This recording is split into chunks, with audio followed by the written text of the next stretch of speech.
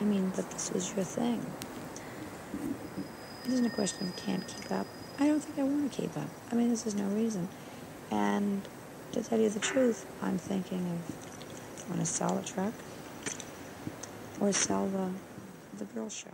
So, well, to begin, on the upper floor, you see the work that is mostly done in the 70s, except for one wall.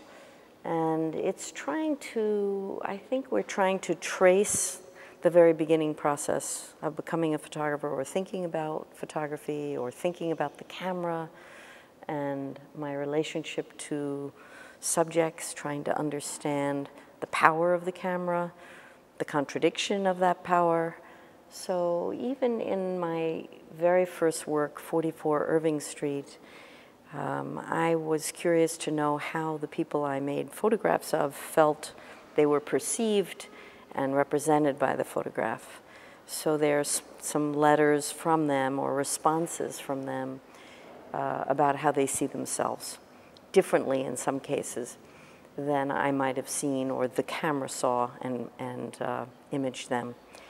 And I think that's important to start the viewers off. That's the first photographic project I did in a class. It was with a 4x5, a camera that's quite awkward, it's very big, and it wasn't by any means the choice. Following that, I really never used a 4x5 again. In order to put together Susan Meiselas' Mediations, we had to negotiate a different way of presenting photography or hair work in the context of a museum.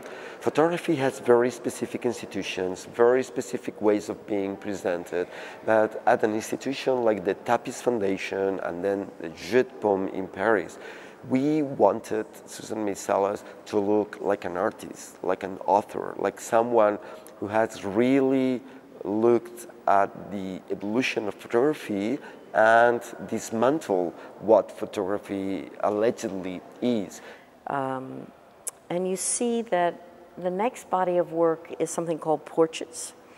And portrays in the same area is kind of one step beyond. Other than going and knocking on a door of a stranger, it's kind of coming up to the porch of someone's home and not yet entering their home, not yet confident enough to know, what was I doing there, why was I making a picture? And those pictures are, I mean, have a certain kind of distance, and yet a beginning to look and think about my relationship to strangers. The next body of work you see is Prince Street Girls, and that work is over several years in my own neighborhood where I live. It's called Prince Street Girls because the girls on my block between Mott Street and the corner of Prince Street were kind of hanging out, you would say. That was their corner, was right opposite the Catholic school. They lived within a block or two from that corner, and their families wanted them to stay in close without having to be watched all the time.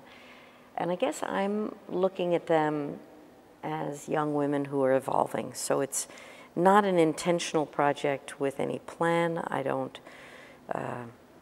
bump into them. I'm coming home or going off and doing my grocery shopping or whatever, and I see them here and there. And we begin to develop a relationship, and I still know them, actually. They're now 50, though I started making photographs of them when they were 8, 9, 10, and interspersed with their street life. I never go to their homes, but I am at a few of their marriages, which is kind of so it's a compressed body of work that gives you a feeling of time and the relationship over time. And time becomes, I think, one of the most important aspects of my work. The next body of work that we show is carnival strippers, which I'm photographing over 3 summers. So I meet women who are doing striptease in a girls' show. The girls' show travels with carnivals at the end of a state fair where the games and the rides are. And these women are doing striptease in the back of a tent, which I'm, as a woman, not allowed to enter. So that's a little shocking, and I'm, of course, more curious. And so I really progressively, over 3 summers, get to know the women who are, of course, very transient. They're going weekend to different sites, different towns, setting up, and I'm really following their working lives, just this idea of what they do in the public, their private exchanges in the dressing room, and then their performance for men. So it's very spatial in some ways. There are a series of portraits, which really I only take as gifts for them. More the style of the work is reportage, and I would say the most important contribution of this work is their voice. So I'm recording a lot of their voices, the voices of their interactions, their interaction with their managers, with the clients, between them. I'm just tired myself. I'm tired and fed up. And maybe it's that I hate to give up the ghost. Let's go, fellas. You know what I'm going to do? I'm going to get in my car, drive down the road. And voice is very important. The first representation of the work is actually with live sound, with the exhibition on the walls. It was published as a book much later with the transcribed text. And I think it's very important that you have this parallel narrative of how they see themselves and how I saw them. So again, this kind of layered experience in relation to the photographs.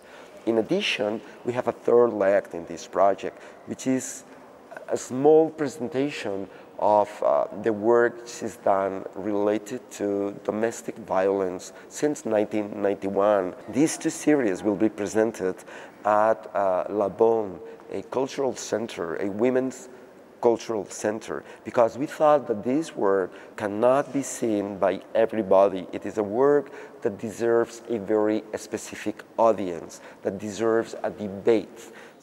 The spectator has to forget about the image and look also for the quality of the debate generated with that particular image. That is not to say that the way to treat images, photography, is not important, but we also have to consider which images generate which debate. And this is the equation that makes it possible to stop being a simple spectator and become a citizen. The last body of work on the upper floor is Pandora's Box, which is interesting because it's photographs made 20 years later of a very different sex industry, you know, really professionalized sex worker, you might say. The work is in color. It's quite different in the way it's handled than carnival strippers. There are letters exchanged between the men, the clients, and the women. It's less their voice, but it's very much they're in control of the performative aspects of that work. So the men are performing for the women performing for the clients. So you feel this tension in the work.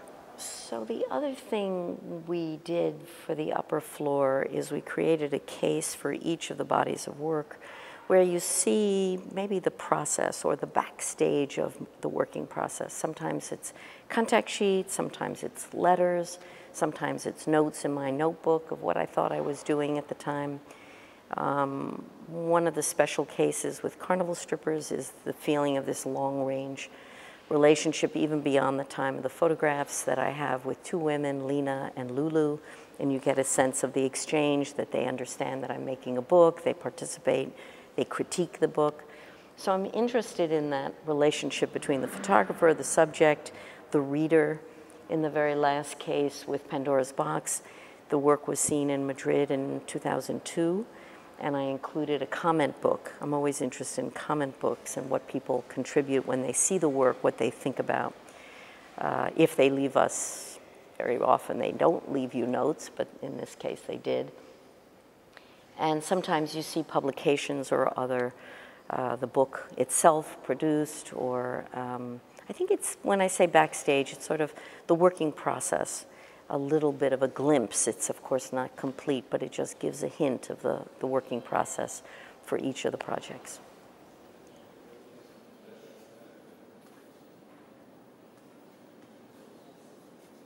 The lower floor is kind of a shift, and it's also a shift in my working process. As I was saying, the upper floor is really documentary. It's slow over time. Here, time is about places in transition, and I'm responding to events that are occurring without any completely unpredictable times. I went first to Nicaragua in June '78, not knowing it would lead to a popular insurrection, and then eventually the overthrow of Somoza, which happened in a very compressed time, within about a year. I then stayed in Latin America for about a decade, and I went from working in Nicaragua to El Salvador, Guatemala, progressively Colombia, Chile, Argentina, and it seemed like all of Latin America was in turmoil. So I kind of responded to the historical time, you could say, and I think it also impacted the way I worked. I wasn't keeping the photographs under my bed anymore. They became part of a circulation of images through the publications that I worked with rather than for. I wasn't really on assignment. I was just staying as close to history, seeing news as history, and really just trying to be present. And as I did that work, I started to think a lot about where the work lived. In some ways, the kind of ways in which publications represented the moments that I was framing. And so the principal work, I first put a book together of the Nicaragua work at the end of this first year, which was fairly intense and immersive, and then brought together the book and began to think about the book and the ways in which other photographs had circulated. So Mediations is a show I put together in 1982. The book has been published, and I'm still thinking about the life of these images and how they've been chosen, first by me. My outtakes are on the bottom line, and there's a question of, I chose one frame, not another frame. I wanted to make it visible that everything is a choice, that one frame doesn't represent everything. I'm making a fairly cinematic structure, series of photographs, so you're turning the pages and you're feeling the time moving.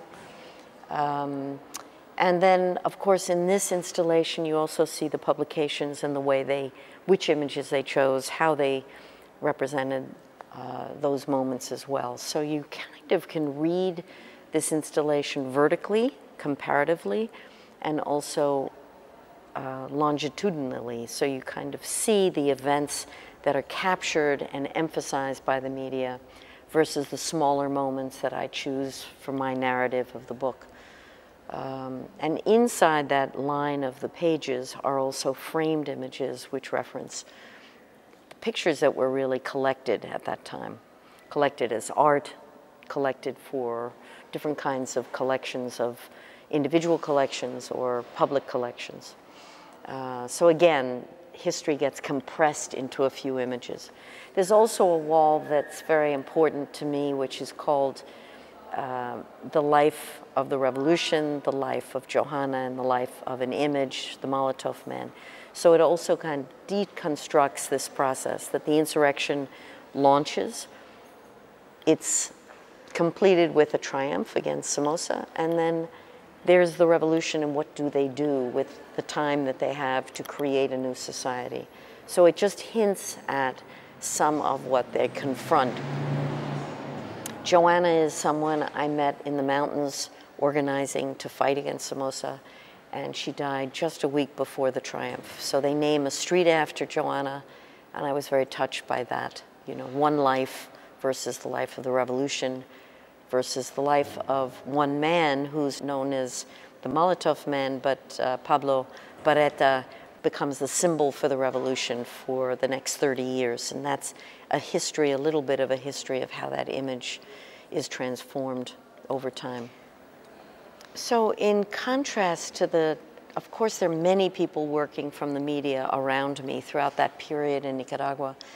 But when I go to El Salvador, it really feels important to do a project that really is a collective testimony of all of our work.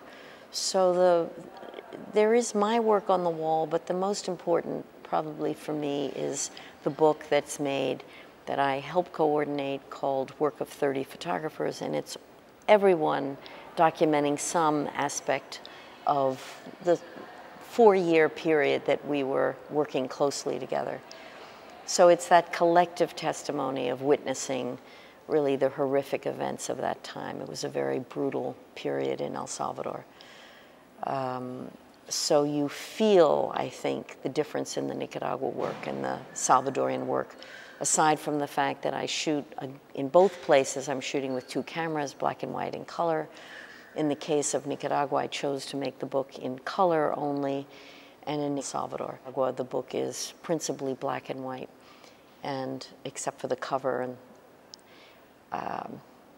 you know, it really reflects the feeling of that time, the brutality, the stark, the disparity, tremendous. It was owned by 14 families, unlike Somoza, who owned the country, essentially, in Nicaragua. But there was a tremendous, very aggressive response to the insurrection in El Salvador. The shift in the first part of the room then goes to a later part of the work in the 90s, which I go to Kurdistan. There's an insurrection of Kurds in 91. 180,000 Kurds are said to have been killed by Saddam in something called the Anfal campaign. And I go in from Iran into northern Iraq to discover the 4,000 villages, Kurdish villages, that have been destroyed. And that begins a different process. So again, I don't go with a plan other than to respond, and as I respond, the approach of bringing the work together can shift. So Nicaragua is a very personal account. There are a number of texts in the back of the book that from various voices, much like carnival strippers, so I'm drawing on my own experience of form. But El Salvador, there's a poet who interweaves texts, and there's the work of 30 photographers. When I go to Kurdistan, I haven't lived very much of the history, and I begin to be curious whether or not you could tell kind of share the history of the Kurds through photographs. So I begin the idea of, as a foreigner, going to Kurdistan, as I did, who else had been to Kurdistan before me? And the idea begins with looking for the photographs that really reflect the relationship foreigners would have with this place over time. So I begin researching in Kurdistan. I then go to Western archives in Britain, in France, in the US, and begin to collect in public archives and private collections. I bring the photographs back and repatriating the photographs to Kurdistan. One of the things that the Kurds then share their family albums. So I'm then photographing the photographs they contribute. So it again becomes a kind of collective history. The conversation becomes part of the work. And the conversation is not just something to know better who was photographed, but the conversation is part of the photographic practice too. So with a project like Kurdistan, the life stories of many migrants, of many Kurdish people who have been forced to exile themselves, becomes part of the photography. And it's basically a storytelling practice, a storytelling technique, and it's about sort of, putting together a narrative. In this way, I mean, we can consider that Susan Meiselas is not only made of images, but also made of conversations, stories, narratives. In the installation here, there's a 4-channel, which was done with the Dutch designer Jeroen de Vries, where we really try and make that process as visible and comprehensible to the visitor. So it's probably the one area which tries to, instead of a case where you're on your own trying to make sense of something, it's a different kind of presentation of process, but it takes the words of the introduction to the book and it brings you through that process, and then you can see bits and pieces of the original work that I collected for the book.